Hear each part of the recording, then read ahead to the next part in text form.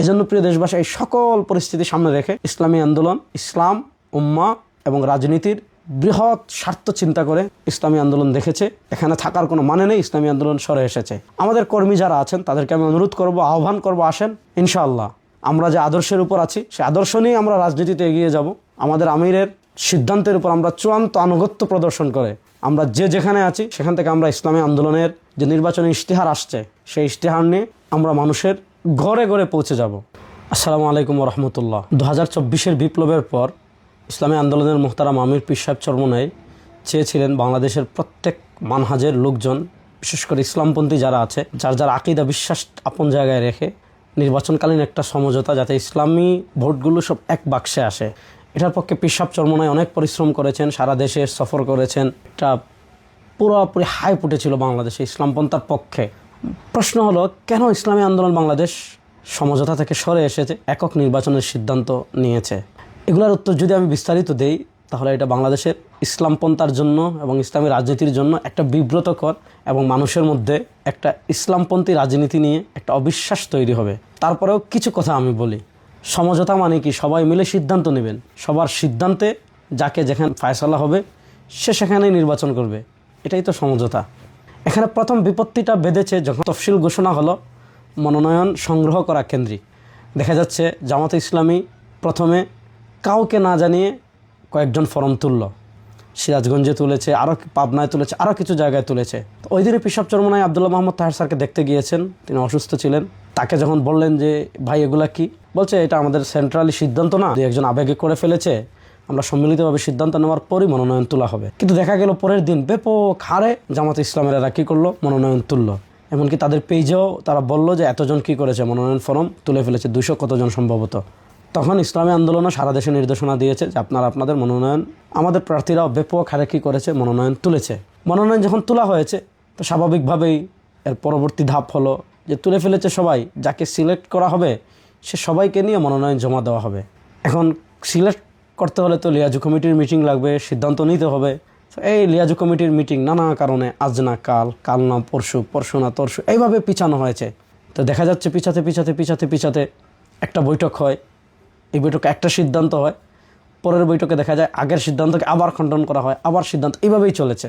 মধ্যভাগে সবচেয়ে দুঃখজনক যে ঘটনাটা ঘটেছে সেটা হলো, আপনি 8 দলের সমঝোতায় আছেন, এখানে যদি অন্য কাউকে যুক্ত করতে হয় তাহলে আপনাকে সবাইকে নিয়েই করতে হবে, সিদ্ধান্তটা সবাই মিলে নিতে হবে। এনসিপিকে নেবেন, সবাই মিলে সিদ্ধান্ত নেন, কিন্তু দেখা যাচ্ছে এখানে একক সিদ্ধান্তে এনসিপিকে আপনার এখানে যুক্ত করা হয়েছে। এখানে আমরা যখন বলেছি তখন ওনারা বলেন যে বিএনপি তার শরিক দলের সাথে কি এত পরামর্শ করে। তো প্রশ্ন হলো, জামাত কি বিএনপি?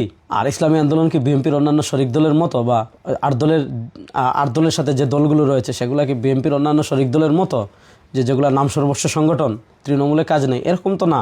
তো দেখা গেল এনসিপিকে নেওয়া হলো একক সিদ্ধান্তে এবং ওনাদের মতো করে এনসিপিকে ওনারা 30টা আসন ছেড়ে দিয়েছেন। এবং পরবর্তীতে লিয়াজু কমিটিতে যখনই বসা হয় দেখা যাচ্ছে এমন বেশ কিছু আসন আছে যেখানে ইসলামী আন্দোলন প্রার্থীও স্বাবলম্বী, আবার সাংগঠনিক কাজও খুবই ভালো।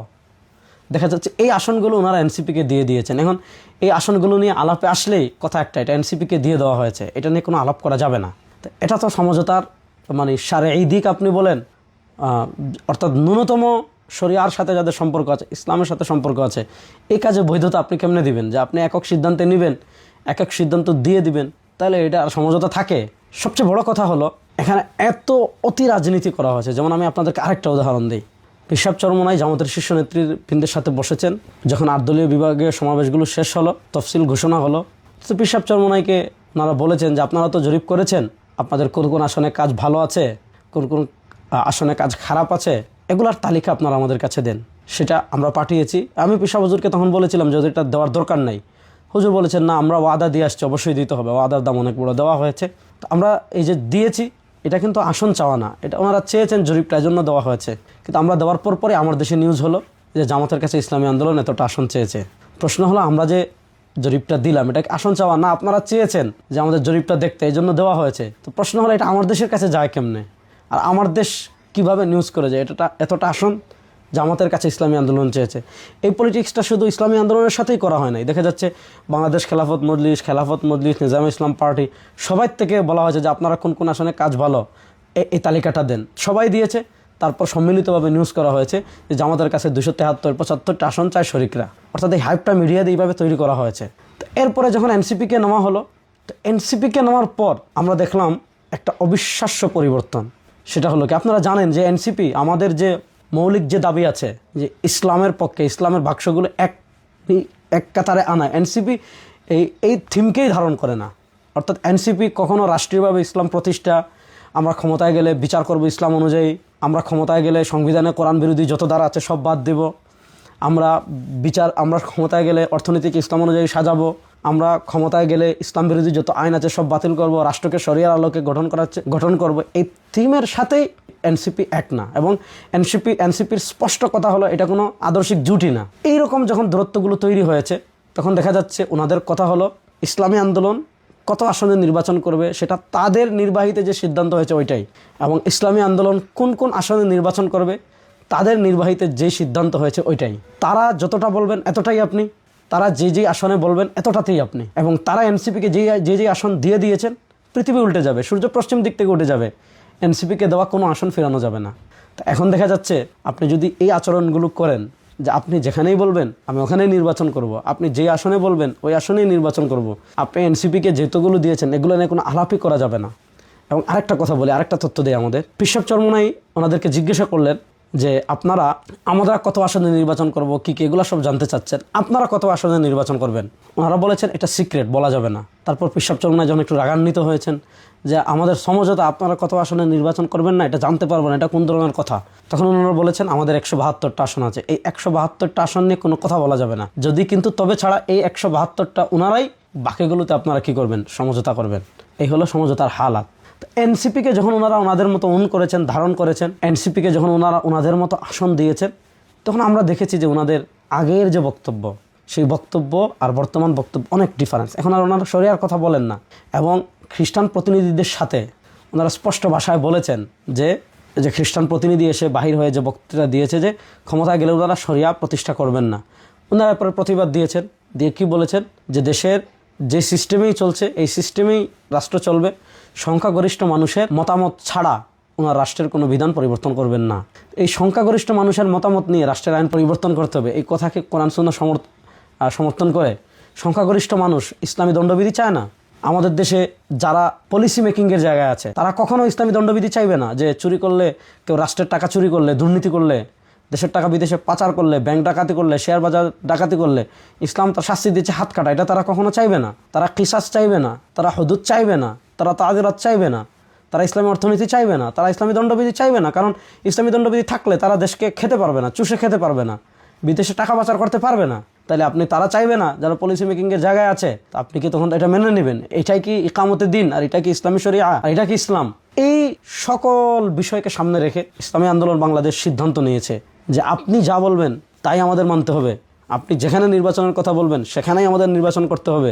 আপনি যতটা আসনে বলবেন ততটা আসনেই আমাদের নির্বাচন করতে হবে। আপনি যাই বলবেন তাই আমাদেরকে মানতে হবে। অসকল মোড়লগুলি ইসলামী আন্দোলন অতীতেও মানেনি, অসকল নিজে যা মন চায় অতি রাজনীতি আপনি আপনার মতো করেন, কিন্তু ইসলামী আন্দোলন এই অতি পলিটিক্সে নেই, অতীতেও করেনি, এখনও করে না, সামনেও করবে না। এই জন্য দেশবাসীর কাছে আমি এই কথাগুলো এজন্য বললাম যে অনেকে মনে করছেন যে ইসলামী আন্দোলন বাংলাদেশ অনেক ক্ষতিগ্রস্ত হয়ে যাবে। ইসলামী আন্দোলন বাংলাদেশ ক্ষতিগ্রস্ত হবে নাকি লাভবান হবে সেটা আমরাও জানি, কিন্তু এখানে পরিস্থিতিটা এমনভাবে তৈরি করা হয়েছে যে আপনি তাদের সব মেনে, যেখানে বলবে সেখানে, যাকে বলবে তাকে, তাদের সব মেনে আপনাকে কি করতে হবে, সমঝোতায় যেতে হবে। ওই সমঝোতায় পৃথিবীর সবাই গেলেও ইসলামী আন্দোলন যাবে না। এটা যারা ইসলামী আন্দোলন রাজনীতি জানেন, দেখেছেন, এটা বুঝবেন। আরেকটা কথা বলে আমি শেষ করি, আমাদের মুফতি ফয়জুল করিম হাফিজুল্লাহ, যাকে আমরা শায়েখে চরমোনাই হিসাবে সারা বাংলাদেশের মানুষ চিনি, তাকে, তার চিন্তা, তার চেতনা, এবং আমরা সকলেই জানি যখন এই অতি পলিটিক্সগুলো করা হয়েছে, মুফতি ফয়জুল করিম হাফিজুল্লাহ তখন বরিশাল থেকে এসেছেন যে কোনোভাবেই এই সমঝোতাটা থাকুক। তখন তিনি আব্দুল্লাহ মোহাম্মদ তাহের স্যারের বাসায় গিয়েছেন, গিয়ে বলেছেন ভাই যেভাবেই হোক আপনারা এই এনসিপি নিয়ে অতি রাজনীতি করে, এনসিপি নিয়ে অতি চালাকি করে দয়া করে আমাদের এই সমঝোতাটা ভাঙবেন না, কোনোভাবে যাতে আমাদের সমঝোতাটা নষ্ট না হয়। তিনি 1 to 1 তাকে গিয়ে বলে আসতেন। কিন্তু ওনাদের কথা হলো ইসলামের স্বার্থ সব বিসর্জন ইসলামী আন্দোলন দিবে, উম্মার স্বার্থে সব ত্যাগ ইসলামী আন্দোলনই করবে, উম্মার স্বার্থে সব কোরবানি ইসলামী আন্দোলন করবে, সমঝোতা রক্ষার্থে সব কিছু ইসলামী আন্দোলন করবে। কিন্তু ওনারা যা বলেছেন, যে সিদ্ধান্ত নিয়েছেন, যা করবেন, এটা থেকে 1 ইঞ্চিও সরবেন না। এজন্য প্রিয় দেশবাসী, এই সকল পরিস্থিতি সামনে রেখে ইসলামী আন্দোলন ইসলাম, উম্মাহ এবং রাজনীতির বৃহৎ স্বার্থ চিন্তা করে ইসলামী আন্দোলন দেখেছে এখানে থাকার কোনো মানে নেই, ইসলামী আন্দোলন সরে এসেছে। আমাদের কর্মী যারা আছেন তাদেরকে আমি অনুরোধ করব, আহ্বান করব, আসেন ইনশাআল্লাহ আমরা যে আদর্শের উপর আছি সে আদর্শ নিয়ে আমরা রাজনীতিতে এগিয়ে যাব। আমাদের আমিরের সিদ্ধান্তের উপর আমরা চূড়ান্ত আনুগত্য প্রদর্শন করে আমরা যে যেখানে আছি সেখান থেকে আমরা ইসলামী আন্দোলনের যে নির্বাচনী ইশতেহার আসছে সেই ইশতেহার নিয়ে আমরা মানুষের ঘরে ঘরে পৌঁছে যাব। আমি সবসময় বলি, আমরা যেই নিয়তে নামাজ পড়ি, যেই নিয়তে রোজা রাখি, যেই নিয়তে হজ করি, যেই নিয়তে জাকাত দেই, যেই নিয়তে তাহাজ্জুদ পড়ি, ওই নিয়তেই আমরা ইসলামী আন্দোলন করি। সুতরাং ইসলামী আন্দোলনের রাজনীতিতে অতি ধূর্ততা, অতি চালাকি, অতি পলিটিক্স এগুলো ইসলামী আন্দোলনের রাজনীতিতে নেই। আমরা যেভাবেই চলছি সেভাবেই এগিয়ে যাব ইনশাআল্লাহ। একদিন না একদিন এদেশে ইসলাম বিজয় হবেই হবে। আসসালামু আলাইকুম ওয়া রাহমাতুল্লাহি ওয়া বারাকাতুহু।